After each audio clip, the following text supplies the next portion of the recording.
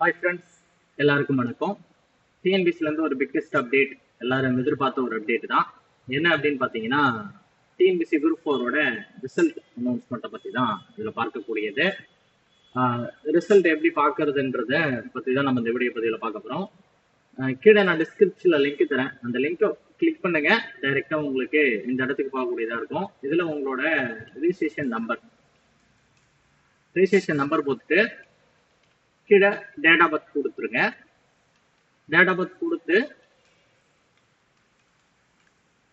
கீழே இங்க இருக்கிற கோடை நீங்க என்ட்ரி பண்ணீங்க அப்படின்னா என்ன ஆகும் அப்படின்னு பாத்தீங்கன்னா, கொடுத்துட்டு இந்த ஹெச்பி, எஸ்எம், எம்ஆர்சிஎம் இதெல்லாம் கொடுத்துட்டு கடைசியில் சப்மிட் அப்படின்னு கொடுத்தீங்கன்னா, நான் இப்போ ஒரு உதாரணத்துக்காக கொடுத்துருக்கேன்.